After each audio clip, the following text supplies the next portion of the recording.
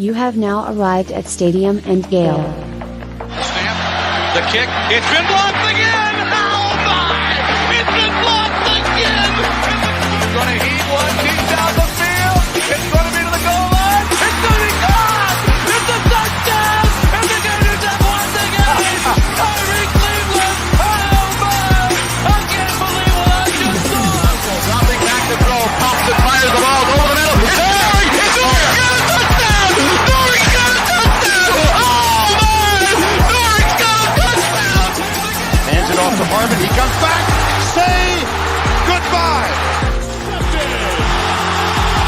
Ahmad Black, in his final game as a Gator, takes it all the way home and sends Urban out a winner. You have now arrived at Stadium and Gale.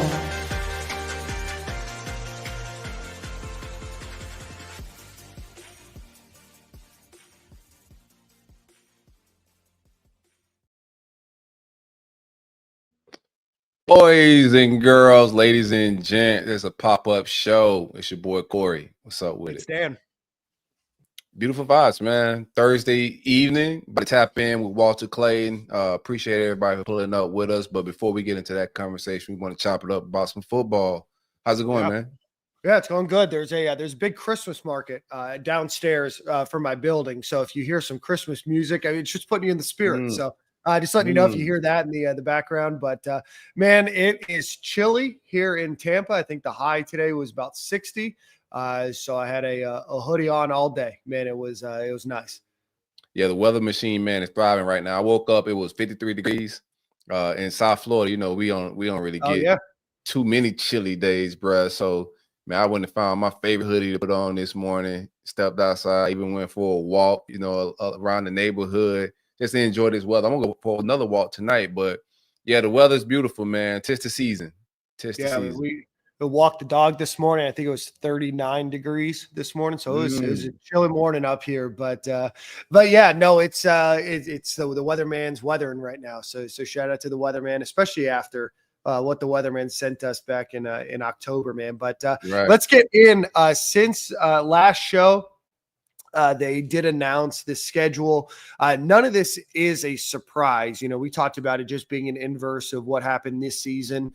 Obviously, you know, we'll talk a little bit about that, but some scheduling changes overall. So let's run through this. But before we do that, if you're watching on YouTube, please hit the like button, hit the subscribe button, let Brandon Walker and those folks over at whatever their podcast is know that we're rolling heavy today. Unnecessary roughness that we're rolling heavy today. Man, screw Brandon Walker. Anyway, so the Gators start with Long Island. That was originally supposed to be Florida A&M. Florida wanted that to be the first game of the season. Florida A&M could not accommodate that. So unfortunate for the halftime show. The Gators won't play FAMU, but play Long Island. I don't know what to expect out of Long Island other than if the score is not something like 74-3, I'll be disappointed there. So then USF will come to Gainesville. And then here, Corey, this is probably the first surprise.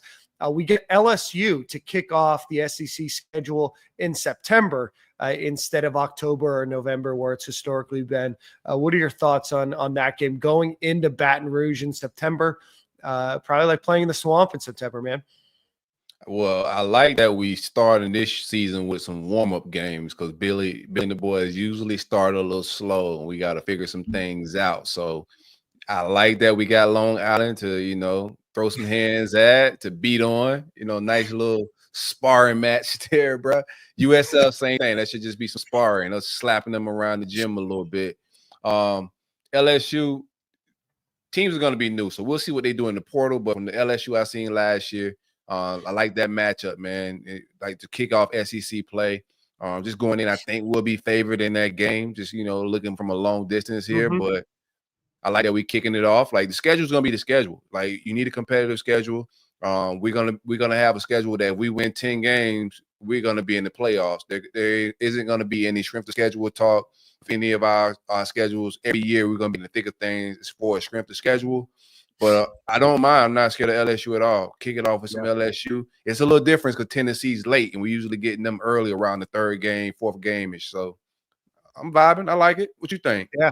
Yeah, no, I mean, I think that you're right. I think that, Florida gets a chance to work out some of the kinks and get some of the new players that they have rocking and rolling to start the season. And then LSU, I think, is a beatable team. I think that, our talent is going to get better. And I think that LSU is going to be maybe the same team, if not potentially a slightly worse team going into next season. So I like Florida to be 3-0 to head down to Miami. And let's circle that game, September 20th.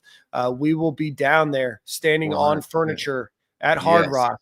Yeah, no disrespect to the Miami Dolphins who own the stadium, but we will be standing on furniture. We will absolutely do some sort of event, tailgate down there, get the whole crew down there for that Miami game. And then the next week, heavy.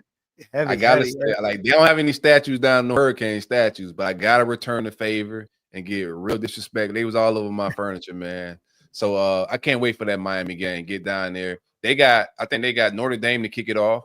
So hopefully they got a couple L's. Hopefully they beat up a little bit when we head down there. But I like our chance. They got to find a quarterback and some more pieces out of the portal. But I like us to start off. This is a long ways out, but I like us to start off 4-0 right there. I think it gets real tricky right here at the Texas game, in my opinion.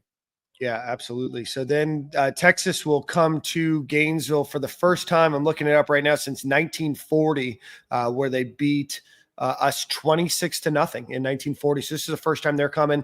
Obviously, coming to Florida. This is obviously a rematch. 49-17. Gators lost this season. Think it's going to be a completely different team there.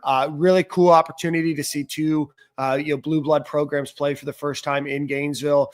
I know a lot of Gator fans went out there and had a great time. So now it's our time to return the favor and hopefully return an L back to Austin. And then what seemingly is our annual matchup against Texas A&M. Don't know why we don't ever play Auburn anymore, but we'll play Texas A&M at Texas A&M next season. Try to beat them and get that win back. So the Gators had 5 losses this season. 3 of those losses came to teams that they're going to play back to back. So hopefully we expect for some different results there. Then the Gators will host Mississippi State, who, Corey, it looks like will be helmed by Luke Cromahawk at quarterback. Hey, Luke gonna get tired of getting his ass whooped by us in a minute. Like, he can't avoid. I don't know. We'll see what happens. I think Luke can do better spots than Mississippi State, to be honest with you. Wouldn't mind seeing like a guy like Dan Mullen grab Luke, go out there to UNLV. He could play a year early, and I think he probably hit the portal again. But Texas' quarterback position is going to be iffy as well. They trying to push him out, and because they want Ark to start. So we'll see. I think we get with our schedule. What I like the most is everybody that we facing outside of LSU, we should see new quarterbacks. Yeah, no, you're 100% right. Then Georgia, obviously in Jacksonville. Then we'll welcome. Florida will go to Kentucky. They will have a new quarterback. Then they'll go to Ole Miss, which is a game that Florida's not had at Ole Miss in quite some time now, if I remember correctly. Seeing the Grove and going to Oxford, Mississippi is a really cool experience if you get the chance to do that. So that might be a cool away game for those that like those. Yeah, the weather should be elite. That's going to be a fun one. And then to end the season, normally the Gators start with Tennessee at home, but this season they're going to end with Tennessee at home, and then they will welcome Florida State right after the Thanksgiving holiday. So to me, the schedule looks much more palatable. You kind of break up some of those games, but also, we talked about it at the end of last season, or the end of the season, pardon me, the season's not over. At the end of the season, now Florida is a team on somebody else's schedule that they have to look at and say, oh, now Florida's the hard team. Now Florida's the challenging team on their. It's not just that Florida has a really tough schedule. There's some very quality teams here, but I like the Gators' favorability, and I like Florida's chances to have a significantly better record next season. 100%, man. The schedule is just appeasing too. If you're a kid that want to play big boy games and be on the big stage, this is a very good schedule. Like, I know we as fans won't have the talent, or we're not having good projections to the season. We get a little down with a schedule like this, but with lag going into this and for recruiting purposes, this looks very good, man, with like the type of the type of games we're going to be playing week in and week out. I also love the way they presented the schedule. You know, the media team, we got one of the best just social media teams in the game, bro. Having Fred, Graham, and, you know, those guys involved in this, bro. I thought it was an excellent rollout, bro. Loved it. Absolutely. So go check that out if you haven't already. We're going to welcome Walter Clayton here in about 12 minutes or so. But news came out. Dan Mullen, 5-year contract to UNLV. He's going to replace Barry Odom. Barry Odom left to go to Purdue, which I know is a school that has some money, big engineering school. I know that they've had some success recently, but was a little surprised to see him go to Purdue. But Dan Mullen, who posted numerous times this offseason, him at some pool parties, I believe it was St. Kygo, will be living in Las Vegas. Corey, what are your thoughts on the Dan Mullen UNLV marriage? I think it's it goes to show like the fall off of Dan Mullen a little bit as well, right? Because he does have a good resume for a head coach and reputation. But it seems like his reputation did take a hit with the way he left Florida and the way that ended. But I think it's a good situation for him. You know, the recruiting expectations aren't that high. They have great lakes and pools, so he can vacation and vibe a little bit. I also think that's a league he can probably dominate. You know, if he goes in locked in and focused, I think he could dominate that league and possibly get another opportunity at a bigger program, maybe in the SEC, Big 12, ACC type vibe. But I think it's a good spot for Dan, man. Yeah, no, I like you said, I don't think the pressure's too high. I am curious. Obviously, he coached at Utah for a couple seasons, but didn't really recruit that area very much. So I'd be curious to know what his recruiting footprint's going to be.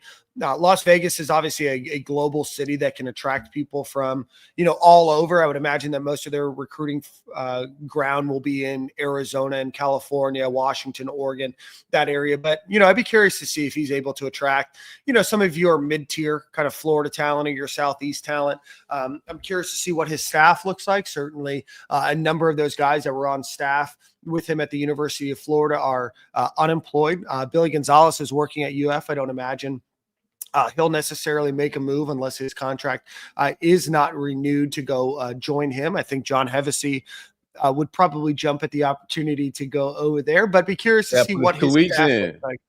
Yeah, Lowe's, man. You got to put them 2 weeks in, bro. I think Dan Mullen's going to do different. Like, it depends the buy-in from UNLV, right? Because I thought he did well with transfers while at Florida. He got some good transfers. You know, he just struggled more.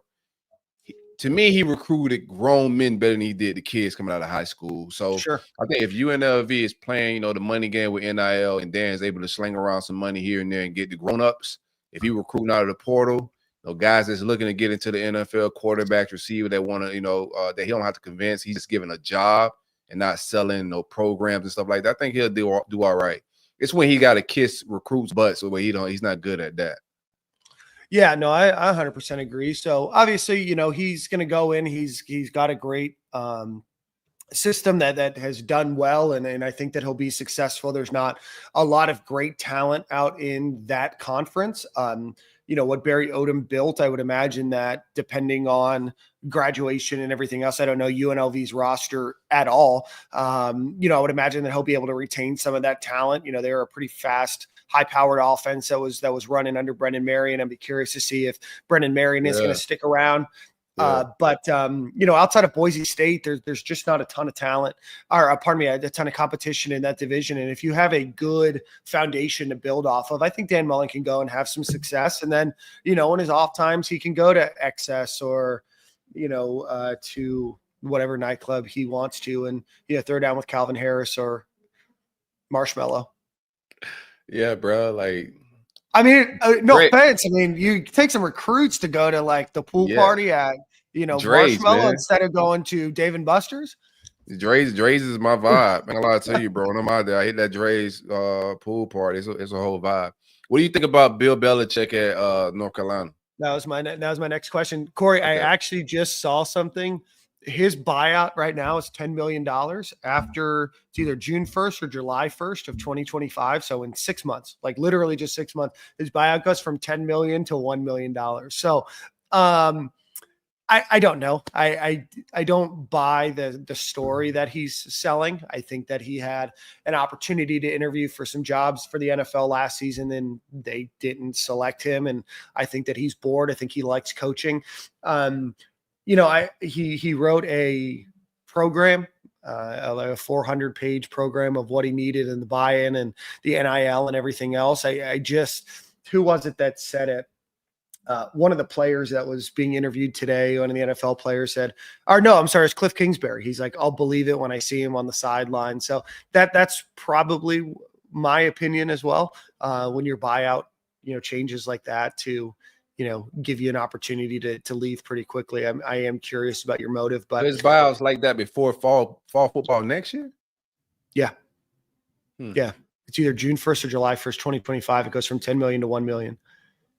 But I think that Bill Belichick is an incredible coach. I think that I think it's going to take a couple of years to build the program that he probably would want. But I think from knowing what it takes to develop somebody to potentially get to the NFL, he's going to be elite at that. It's just a matter of, does that transition when you're going to probably only put 10, 12 guys on your roster in the NFL and getting everybody else bought in. We haven't really seen something like this before.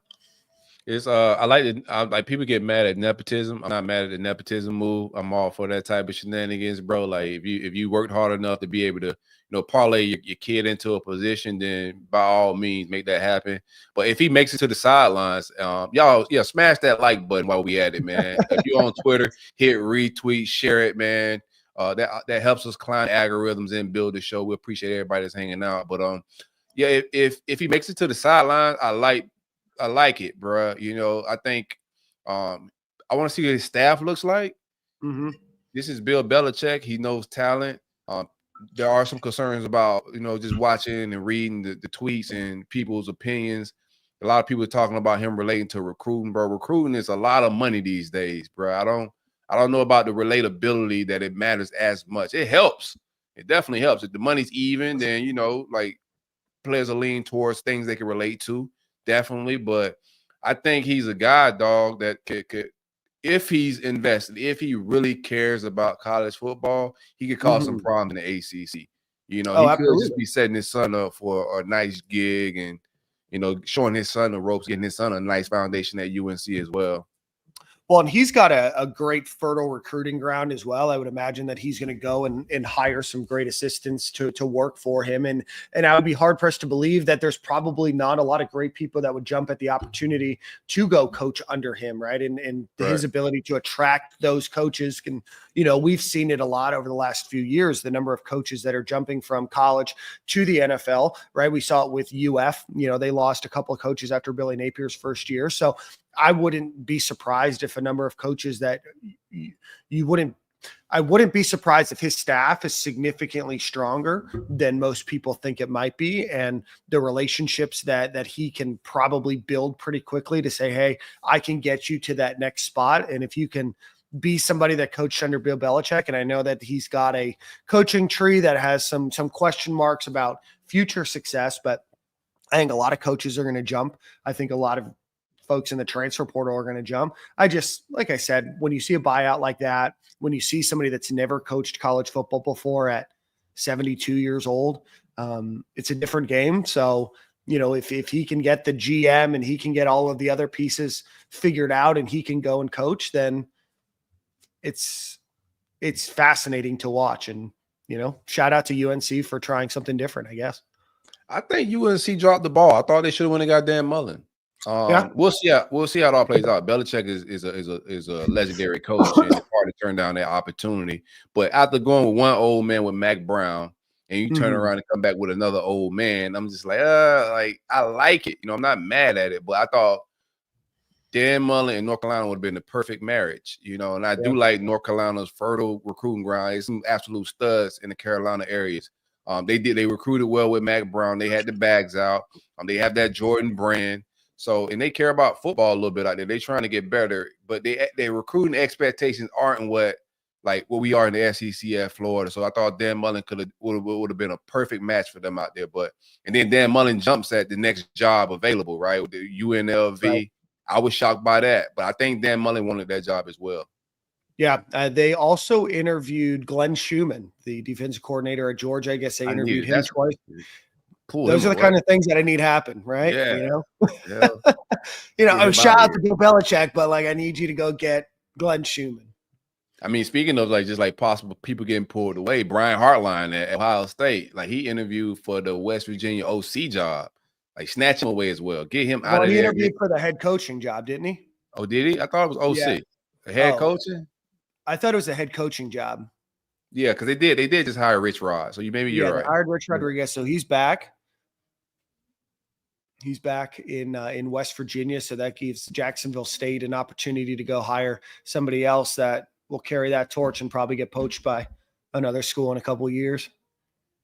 Yeah, bro. It's looking at the coaching possibility that's out there, bro. It's a lot of retreads, a lot of just nothing I'm excited about, bro. It's just a lot of old names getting thrown back into college football here a little bit. So we'll see how it all plays out. I want to talk some transport, but we can talk more of that after Walter Clayton. I don't want to get started and then have to stop. So yeah, I mean, we can get started and then we'll piece it together after if you want. Let's do it. I know the big name that everybody is wanting to know about is Keyshawn Silver, the defensive lineman from Kentucky. He visited UF. He is on his way to, I believe, USC right now. For all intents and purposes, it seemed like the visit went well. He's a guy that's going to be offered a lot of money, and I would imagine that he's kind of chasing that bag around. Corey, have you heard anything on your end? Some of the same things you're hearing. Hearing 7-figure type money is what he's looking for. You know, right at a mill. Which is I don't like to like say what people's value is. Right? It's like supply and demand. He's one of the highest demand defensive tackles that's out there. But I heard the visit went well. I'm pretty sure Florida knew what his price tag was before he got on campus, so it shouldn't have been any sticker shock. And he's gonna do his due diligence. I know there's some fans out there saying, "Oh, we got to close on these deals while they're on campus." You put yourself in a kid spot, bro. Like I would take more visits to try to create some leverage. You know, bidding, negotiating is just what it is. Unless I get just a deal that I just can't refuse. Slackman did the same thing last year. I know some fans complaining when Slackman left, and then we ended up closing on him. So I think he's going to Michigan out the USC. I don't know if the Miami trip is still going down, but we play the game. We do business. We got some more visits on deck. Transfer portal. These are grown men. His camp is very quiet with what they're trying to, you know, what they're giving to the press. They're not doing any interviews or talking to reporters after these visits. So, you know, we sit and we wait. I think he's high up on the totem pole as far as, you know, what they're valuing and priority wise, you know, so we'll see how it all plays out. Absolutely. The other ones that have been scheduled, Chase Sowell, the wide receiver out of Eastern Carolina, he's going to visit on the 21st of December. He's got a number of other visits that he's scheduling. Tommy Doman, he's a punter from Michigan. I believe he just wrapped up his visit today. A little surprised that Florida was going to go after a punter, just because I know that they just signed one, and I know that you often have punters punt for 3 or 4 years. So again, maybe going to get another guy for the opportunity just to ease him in. Walter Clayton's here, so I'm just going to get through the last two. Zachariah Poser from Jacksonville State will be visiting in 2 days. He's the safety, an incredible talent from Florida. And then Reggie Virgil, Red Zone Reggie, I guess is what they call him. He's scheduling his visit here soon as well. So Keyshawn Silver, Chase Sowell, Tommy Doman, Zachariah Poser, Reggie Virgil are the names that are out there that Florida wants you to know are out there. So probably a few other names are on campus or will be on campus here shortly. With that being said, we're going to welcome our special guest of the evening, Florida Gators basketball superstar, Walter Clayton Jr. Walter, how are you, my friend? I'm doing good. How y'all doing? Good, man. It's a pleasure to chat with you. Yes, sir. For so glad y'all got me on here. Yeah, absolutely. Absolutely. Well, Walter, talk to us a little bit about your story, man. You transferred to UF. This is your second year at the University of Florida. Came over here from Iona. So I kind of want to hear a little bit about you ending up at Iona. And then, I know that you left with the same time that Rick Pitino left. And, there was some discussion that you might go and follow him to his next school and how you ultimately ended up at Florida. Yeah, got it at Iona. I went to like a little, we was during all the COVID times and stuff, so I didn't get too many offers when I was in high school, kind of mainly because of that. So Coach Pete ended up calling around beginning of my senior year. So that was kind of heard his name, and I was like, yeah, I'm coming to New York. That's basically how that went. So Yeah. got up there, spent 2 years with him. He ended up leaving, going to St. John's, and then the decision came around. And it was basically like at the beginning, I kind of either wanted to come home or go with him. So I kind of cut my choices off real quick at the beginning. And then ended up finding out that my girl was pregnant. So that was kind of like Golden was recruiting me. Everything was going on, felt like a family environment. Everything felt good. And then that was kind of like the cherry on top. Heard that she was pregnant, and then ended up, making the decision having to come home. Let's rewind a little bit. So what was it like when Rick Pitino, he called you? Like, we all know Rick Pitino, legendary basketball coach, one of the greatest basketball coaches of all time. When you get that phone call, that letter from him, like, what's that like getting in the recruiting process as a high school kid? Yeah, man. He called. I don't know. I ain't gonna say I was starstruck, but then again, at the same time, this is the same coach. I was in my living room, watching Louisville and they natty game, winning. So it was, I say, a little bit of starstruck, just getting that phone call. It was just I was just thankful, man. To be honest, that he just recognized me, felt like I had some talent to be able to come play for him. I was just thankful. What's the basketball culture like in Polk County, bro? Like, I know it's a football. Everybody knows it's football time. I heard you play some football as well. We'll talk about that. But what's the basketball culture like in Polk County? Man, hard-nosed basketball too, man. I'm talking about full court pressing, focused on defense. That's the main thing, just Polk County defense. You hear all these guys in high school dropping 50 points in high school, 60. That ain't happening in Polk, man. We just ain't letting it happen. So that's kind of the culture down there. And I heard you play some football, man. What made you lean towards basketball and not football, being from Polk County? Man, just my first love. Since a baby, my mom and my daddy had a basketball in my hand, so I think that was just the main decision. I felt like if I focused on basketball more, I could just go a little further with it rather than sticking with football. It was a little hot out there at practice too, man. I couldn't do it. I ain't gonna lie. Walter, what was it like transitioning from Lake Wales? I know pretty small town in Polk County, then going up to New York and dealing with the weather and, another small town, away family, everything else. What was that like for you?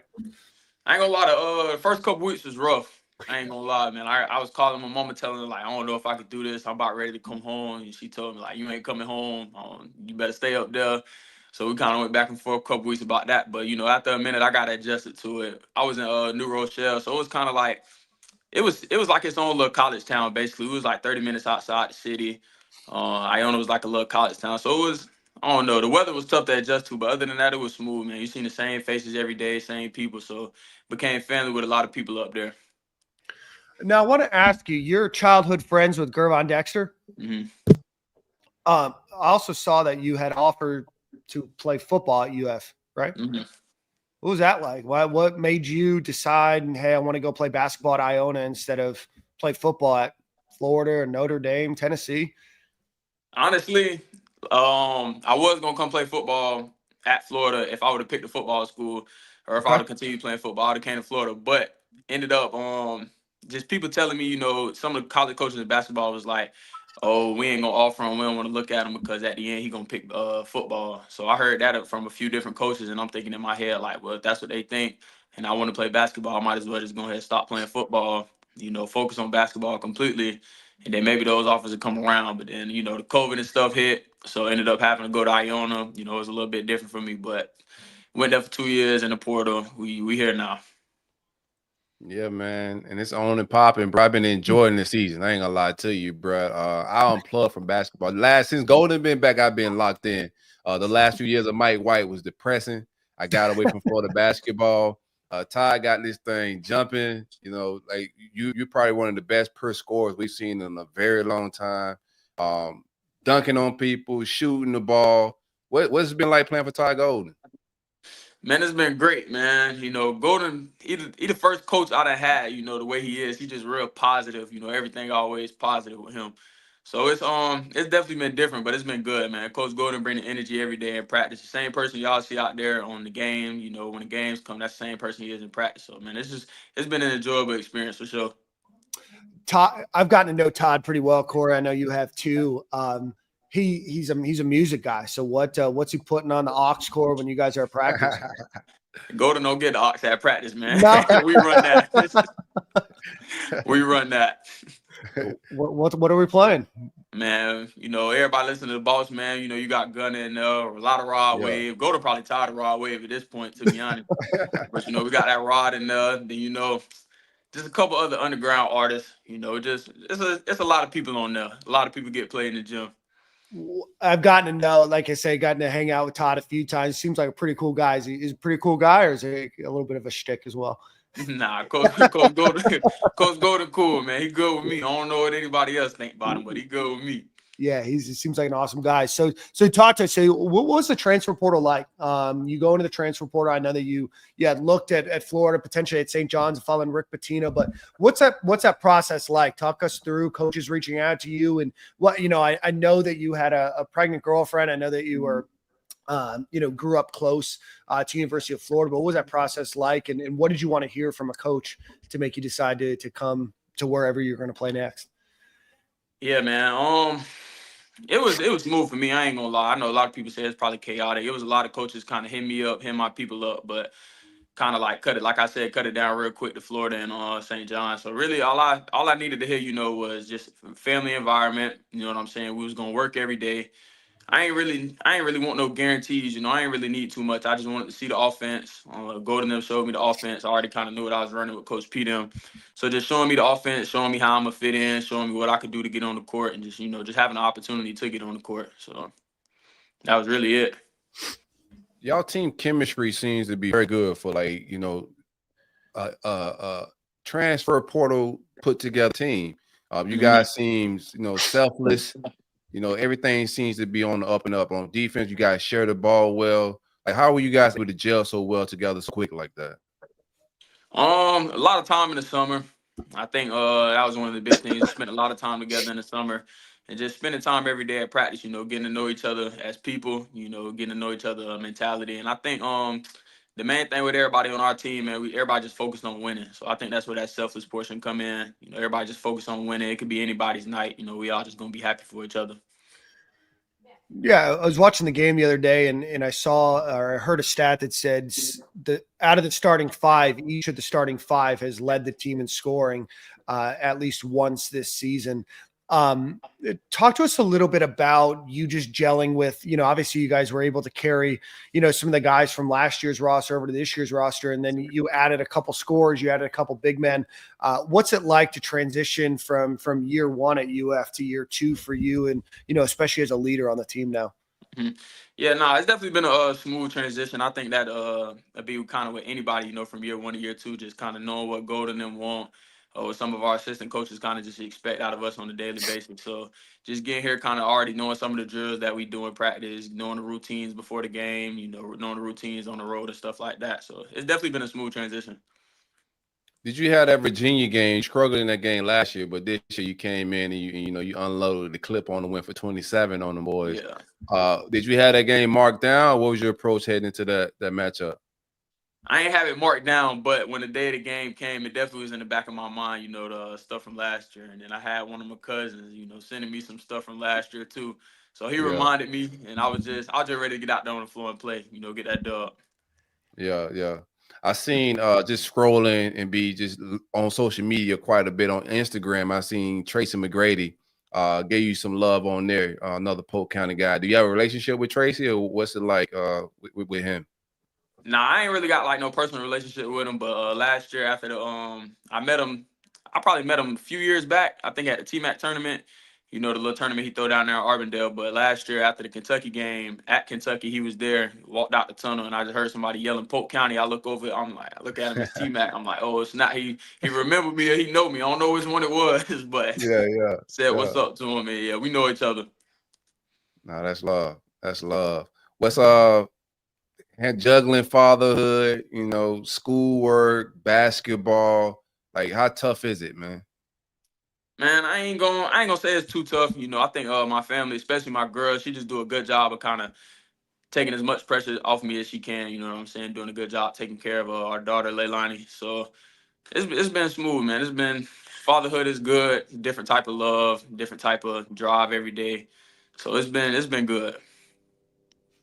I've got a question. I was there when Torian Green played. I didn't play basketball, as you can probably tell, but I was at UF with Torian Green, and he's kind of a buddy of mine from back then. But what's his impact been on you? And from obviously his background and winning a national championship at UF and getting the opportunity to play professionally, what's his impact been for you?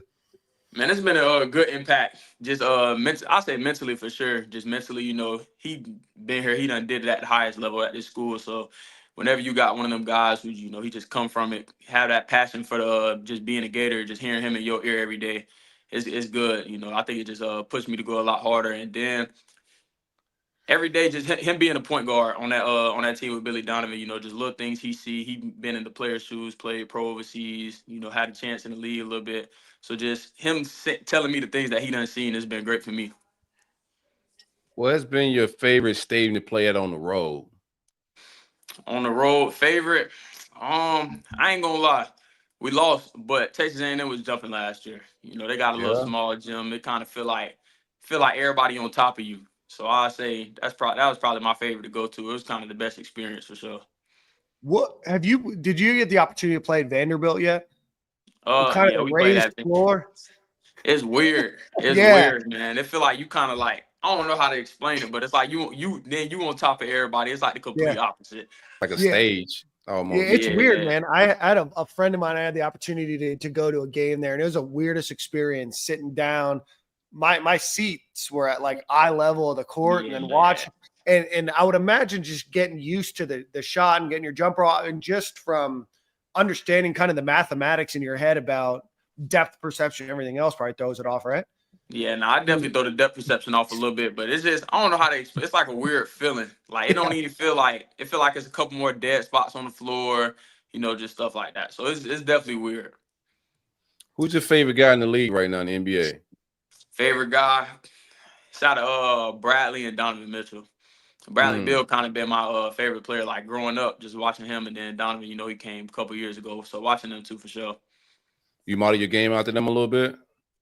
After Bradley for sure. I think I tried to just all the different moves he got one-on-one.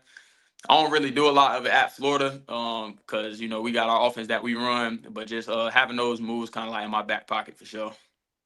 Got you. I'm going to work through a couple questions here from the chat. What's your favorite moment as a Gator? Favorite moment? I'd probably say the shot at Kentucky.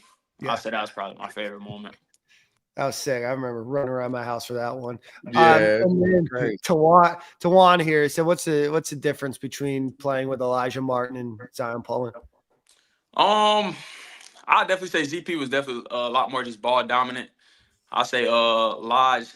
They two different players. ZP was like a great playmaker, doing everything. Lodge is like a great just all around player. Offense, defense, just bring a lot of energy. Who's the most competitive guy on the team? It's like you want to say yourself, but I say it's out of Elijah Martin and Will Richard. I say them two guys. You can say yourself, Paul. I throw myself in there too. I say us three. It get a little hectic in practice sometimes. I say that. Yeah, we had Cam Jackson on the show on Monday, the defensive lineman. We asked him who the best fighter on the team was, and he was very quick to say himself. So that wasn't Cam. That was actually Robinson. Oh, it's Deontay Robinson. My bad. Yeah, Deontay Robinson. Do you following the football guys? You going to any games to check them boys out? Yeah, I was definitely at some games. I was at LSU, I was at Ole Miss, and then I was at a couple early in the year, but I ain't stay the whole game. The LSU and Ole Miss, I stayed the whole game. But you and DJ Latway got to be the big guys on campus right now, right? I ain't gonna say that DJ, man. That's all Latway, man. I just be chilling. DJ Latway crazy right now a little bit. What part of your game do you think needs the most improvement? It's a good question from Jay. Improvement. I definitely say I could get more consistent on defense. I think I've shown flashes, but just being consistent with it every game, every day. I definitely say defense. Did you get any feedback from like NBA scouts after last year? Mhm. Trying to see if you're gonna go pro or not. What kind of feedback did you get from the NBA? Yeah, defense was one of the things. Just like they kind of said the same thing, especially off-ball defense, just fighting through them screens. So that part, and then just being some teams wanted different stuff. Some teams was like they want a pure point, and then other teams was like they kind of want me with the scoring, just take care of the ball more. So, but I think overall, everybody was just saying take care of the ball more with the turnovers and stuff like that. That's what's up, man. Give me your favorite Jordan shoe. Jordan Foles easily. Oh, okay. Yeah. Easily. I'm gonna look these up. I like 13s, but 4 is probably my second. That was my second. 13 smooth. I rock with 14s too. I ain't gonna Yeah. lie. I like just a little low top, but nah, 4 is my favorite for sure. Oh, I had Yeah. shoes just like that growing up. They weren't Jordans, obviously. I wasn't cool enough, but shoes just like that. Yeah, probably Pumas or something. If you had to, if you was to get a shoe deal, like in the pros or NIL wise, whoever, do you have a preference? Any shoe company? I ain't really got no preference, man. Whoever got the best offer. I'll just say that. Somebody asked who's the better dunker, you or Denzel Aberdeen? And if it's neither of you two, who is it? Zell for sure. I think if y'all come pregame, y'all probably see how easy Zell get up there. Zell got all type of tricks, 360 windmills and all that. He a little younger. I ain't doing all that jumping no more. Hey, walk me through that Wichita State game. You guys obviously were doubled up on them, and I think you guys ended up winning by 40 points. Is it easy to stay like motivated in a game like that? I mean, it feels like it's a game that's kind of easy. I mean, once you're up by 25 and there's 7, 8 minutes left in the game, it's kind of easy to pull your foot off the gas. But it seems like you guys were just still hammering them hard. What was that game like? Man, championship. Anytime you get a chance to play for a championship, I think everybody just kept on talking about that almost every time I huddle. So I think that's what kept us all motivated for sure. And just that was kind of a quick turnaround from the Wake Forest game, and the way that Wichita played, it wasn't too hard to scout. It was like a lot of ball screens, a lot of one-on-one offense. So I think we had a great game plan and just let us play defense real good that game. You're a veteran player. We'll get to the fan question. I know we got some more in there. We'll get to y'all in a minute. Let me ask one real quick. You're a veteran college basketball player at this point. Just how you guys are just waxing teams right now. Y'all blowing teams out. Are you concerned? I know it's gonna get a little tougher. We got some good matchups on the way. How important it is to peak at the right time, like leading into the tournament and whatnot. Like, how do you guys monitor that? For me personally, I'm big on practice and just every day, just trying to get at least 1% better. Actually, my coach is probably a little different. They probably worry about the peaking at the right time, but I think just getting better every day at different things. One game our offense might have us win. One game our defense might have us win. One game our underneath out of bounds plays might have us win. So I think just every day, just getting better at every little thing, and finding just different ways to win throughout the year. Okay. We got another one that said, "What is the ceiling of this year's team?" Hey man, it's high. I say that. I don't like to put specifics on stuff, but it's high, man. I feel like we got a great team, great chemistry, great group of guys, and we could go far for sure. Just got to keep working every day, earning it. Got you. Let's see, who's the funniest player on the team? Probably get at Will Richard. Okay. All he want to do is joke all day, so I'm gonna say him for sure. Now I'm gonna guess. I'm gonna guess, but I'm gonna hold that guess. Do you have an NBA team that you watch or a favorite? I'm gonna let you guess first. I'm gonna guess the Orlando Magic, just being in Lake Wales, but I understand if you're not, because they've been pretty boring for most. Hey, bro, don't hate on my Magic on here, cuz don't do that. Nah, I ain't gonna lie. It'd be hard to watch the Magic game. They be messing. Yeah, come on, man, don't do that, baby. I ain't gonna lie, they make it hard to watch them, but probably the team I watch. I don't watch a lot of regular season. I don't really watch to the playoffs, but I definitely watch the Heat. I just like the way the Heat play. Oh man, bro. Love it. My I knew fault. I had a My favorite fault. player. and your boy ZP's on their team now. Who's the best player that you've played against? Played against best player. That's a good question. I mean, it's a couple guys. You know, I think Janai from Auburn is pretty good. I think Dog Connect for sure. I'm tripping. Yeah, it was Dog Connect for sure. Yeah. Yeah. Yeah. That was a rough one last year too. So I'll say him. That was a good team that they had last year. Nah, for sure. Let's see. If you could describe the team in one word, what would it be? One word. I'll say, I don't know. I can't. My mind went blank a little bit. I just say, I don't know, man. A hard working, tight knit group. That ain't one word, but I just say that hard work. Hard work and hyphenated. Hell yeah, I love that. I love that. What? So obviously the SEC changes so much now, and then with the transfer portal, a lot of these teams change so much now. What game are you most looking forward to this season?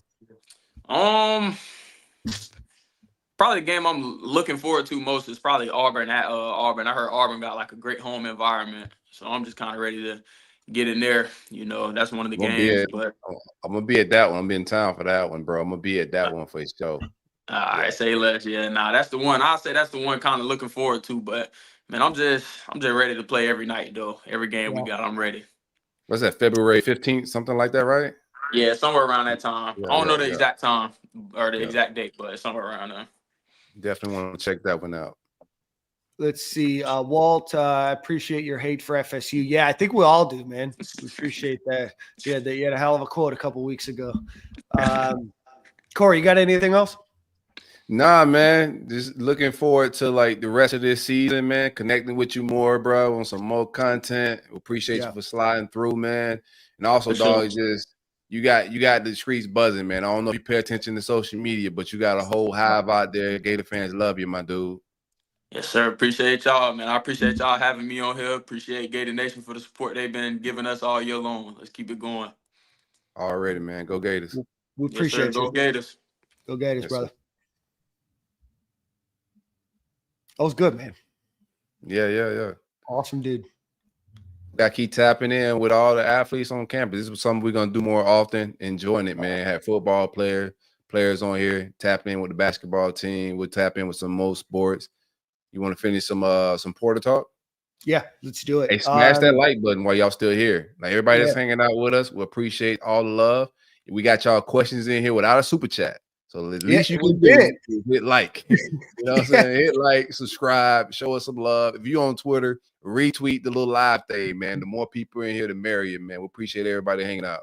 Man, we didn't even ask. We just threw it out there. I mean, that's pop-up love right there. You know what I mean? Love, baby. Yeah. Anthony Beck had a super chat earlier. Appreciate that. J. Micah Stordavant to potentially commit. We did not talk about him. He is the UCLA wide receiver that's on campus. Corey, I know that you've watched his film. You spoke highly of him. I love his game. Okay.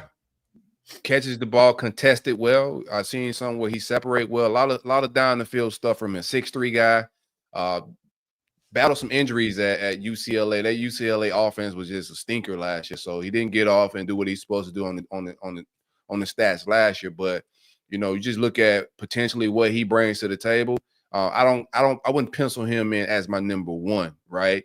But I think he's a guy that's going to start and be super productive if he comes into that room. Would still like to see us get Reggie Virgil, touchdown Reggie. Love his game, bro. Kid just absolutely hoop. And also Nick Anderson is a guy that hasn't set up a visit. I haven't seen him set up too many visits right now, but would like to get in on the Nick Anderson, the guy out of Oklahoma. I know he battled with some injuries this year as well.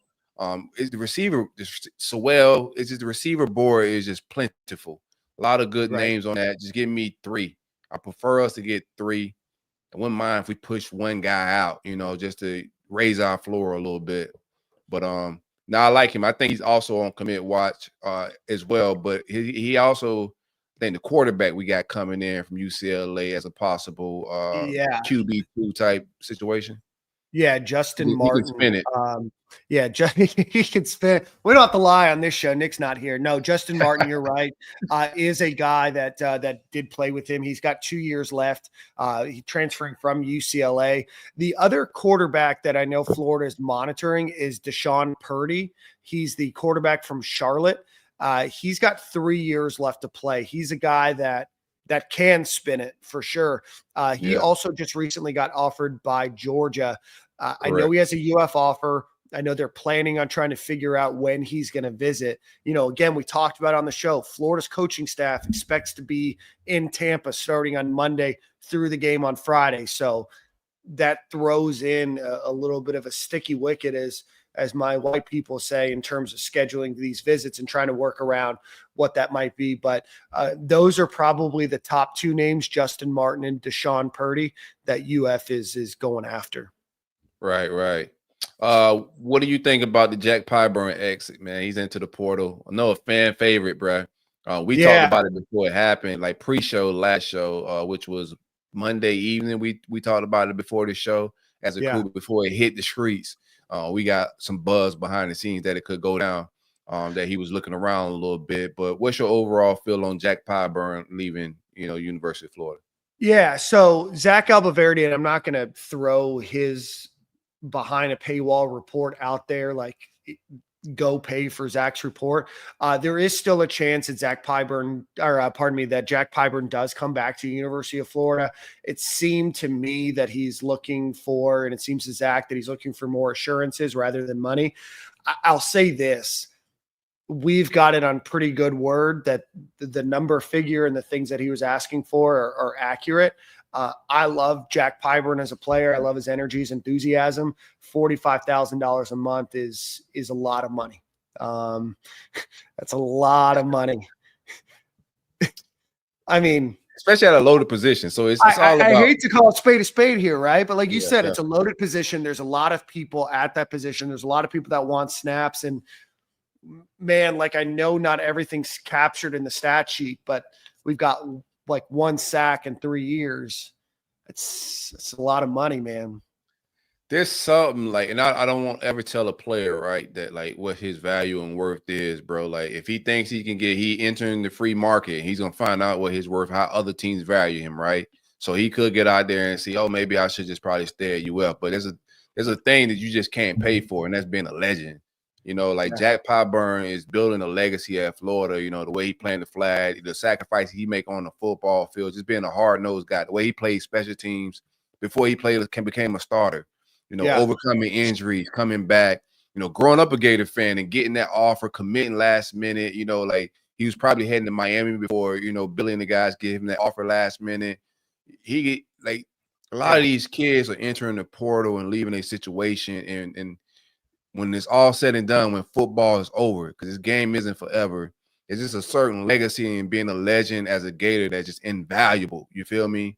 So I just, some of these players got to take an accountability of that. I know he got 1 year, but chasing that 1 year of money and more snaps, is it worth, some of what you losing legacy-wise, bro? Like they got to weigh that out a little bit. And I think he should probably just weigh that out, come on back into the fold. You feel me? Yeah, and there was a quote that Billy Napier had. They asked him because, the news about his NIL deal and everything else made it out into the public. And, I know a lot of people were jumping down, his throat for having demands and everything else. But this is what Billy Napier had to say.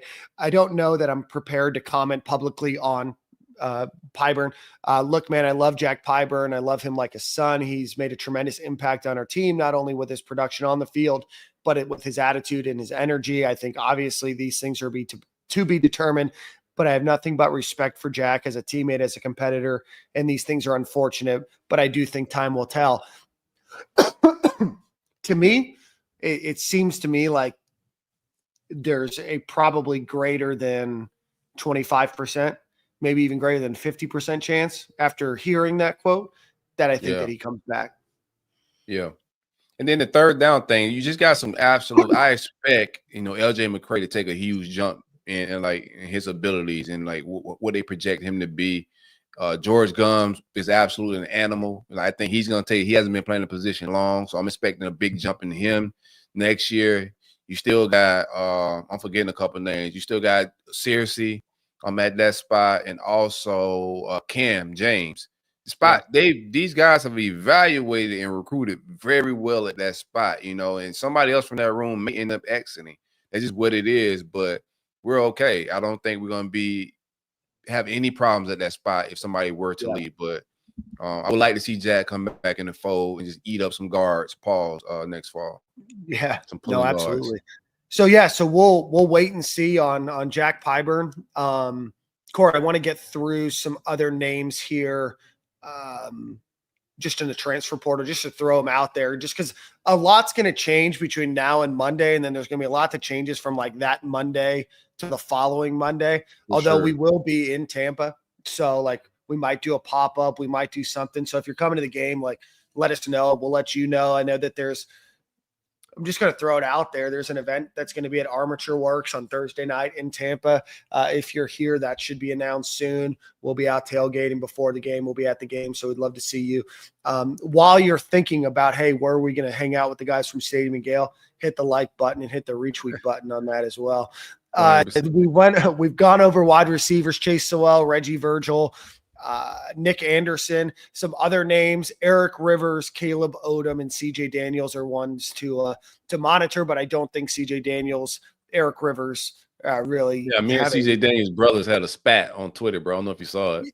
No, I didn't see it. What happened? I posted my my Gator dog in the polo, right, saying that CJ Daniels, the interview process is he hasn't been offered, an invite to the interview, process of the DJ Lagway show. And we're hiring. So his brother came in my comments saying that, they don't want to come to Florida. He don't want to come to Florida anyway. I was like, it may be mutual, bro. You reached out to us. We didn't reach out to you, man. It's all love. But if you're a wide receiver in college football right now, you might want to come play at the University of Florida, bro. Like, it's a privilege to come down here. The Caleb kid, not super high on Bama, and I know he's a freshman. But I'm not super high on Bama players that are on the bench. That's what got Florida State in the pickle. I want to get productive guys, to be able to contribute right away when they get on campus, to be able to climb the depth chart, because they still got to compete with the guys we got on campus, So I don't want anybody that's riding the bench. I want to get productive guys out of the portal. So that's my take on that. Like anybody. Yeah, no, I don't. Right. I don't think you need to go and recruit youngsters. You need people that are going to come in, make the room better, and make immediate impact day one. Right. 100%. And not to say that Caleb Odom won't be that guy in the future, but just not right now. Yeah. At tight end, Florida, I won't mind them taking Caleb, right? But my expectation would be they took Caleb because we missed on some guys down the stretch. I wouldn't have Caleb expectations penciled in as he's coming in to go help us go on a playoff run next year, right? So that's why I wouldn't mind 3 receivers, getting 2 that can play right away, and then maybe a guy that you fill in that we missed, when we didn't get Wilson. You feel me? Yeah. The guys that we didn't close on, getting a guy to kind of fill in for that. But that's Dallas Wilson there. Yeah, no, I think that was the exact question. I mean, if you could throw a Reggie Virgil, Nick Anderson, and Caleb Odom, like that would be awesome. But I don't think that Caleb Odom is looking for that either. I think that he's probably looking for a place that he's going to go and start. Looks like he's got a visit to Colorado already planned. I think his quarterback, his high school quarterback is out there at Colorado. I think he ends up at Colorado. Oh, okay. All right. Florida's looking at a couple guys at the offensive line and the tight end position. No offers have been indicated so far. It seems like Florida's has been pretty light on the offers so far. Defensive line, we mentioned Keyshawn Silver.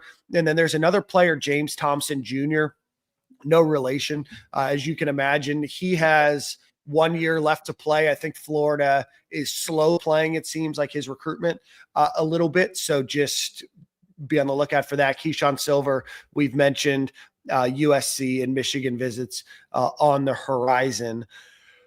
Edge, outside linebacker, Williams, Wanari. is it a do not contact? He is the former 5-star from Missouri. I guess all intentions are that he's going to probably go to Nebraska. He's already committed. Yeah, he's committed to Nebraska. Yep, like about an hour ago. Yep. Okay. And then Nathan Johnson from Appalachian State. Inside linebacker, nobody. A cornerback, Dante Balfour from Charlotte is a guy that UF is taking a look at, former top 100 guy. And then at safety, Zachariah Poser, Brandon Jacob out of Maryland, and then CJ Hurd out of FAU. Zachariah Poser has visits to LSU, Florida, and Auburn. CJ Hurd has visits to Virginia and Vanderbilt. So based on those visits, CJ Hurd may be a, if it doesn't work out with Poser or somebody else, maybe try to bring him in, but not 100% sure. Just looking at visits here. I love Poiser's game, bro. I like all the Florida boys that the staff is out there bringing them boys back home. It's an easier sell, and you ain't got to go overpay for some of these guys. But he got some real programs out to him as well. Earlier in the chat when we first started, I know somebody was asking me where's the NIL money that the UAA was promising us. We'll see, bro. Like the portal just opened. Like everybody relax, bro. It's a process. Like judge the portal, what we grab out of it when it's all said and done. Like nobody has to have pitchforks and storm the Capitol yet. Just vibe out. Yeah, no, we still have a couple weeks, right? Where the transfer portal, there's still going to be some new additions. There's going to be some names in there that aren't in there today. There's going to be some names taken out that aren't in. Or that won't be in the transfer portal. So I also want to give out to shout out to women's volleyball. I've got it on TV right now. They are tied with Stanford 1-1 in the regional semifinal. So I think if they win, they're in the Final Four. Oh, nice. I think. I didn't know we were that far along in volleyball, man. Shout out to them girls, man. Big volleyball fan. A huge volleyball fan. Yeah, prefer beach, but don't mind. Yeah, yeah. Volleyball's the vibes. Anything else you want to talk about before we get out of here? No, I think that's it, man. If it gets popping, we may pop up again. We don't know, but we're gonna keep popping up on y'all, man. We'll appreciate all the love, bro. Definitely. Absolutely. Yeah, and we'll see you guys in Tampa. Come hang out, my backyard. And that game is again at 3:30 on Friday. Tickets are still available. There's an abundance of them still out there, so go check that out. But come over to Gainesville, come support the boys, come support Stadium and Gale while we're there. Sorry, Elite 8 with a volleyball win, so we're in the Sweet 16 right now. I guess when I said regional semifinal, I should have just done the math. But yeah, so shout out to women's volleyball for being there. Thanks, Walter Clayton, for joining the show today. If you didn't listen, it's a great interview, a great guy. And then I think Corey teased it a little bit, but we got some more stuff with Walter Clayton in the future on the horizon. Yeah, big some big events, man, coming up.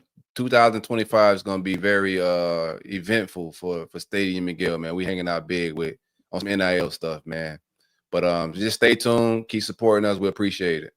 Yeah, and before we head out, make sure you hit the retweet button, but hit the like button, hit the subscribe button, share it, comment after. All those things help the algorithm, help us reach new people and new audiences. We appreciate the super chats, appreciate the questions. Corey, we'll see you on Monday. Maybe Go before. Gators. Who knows? Go Gators.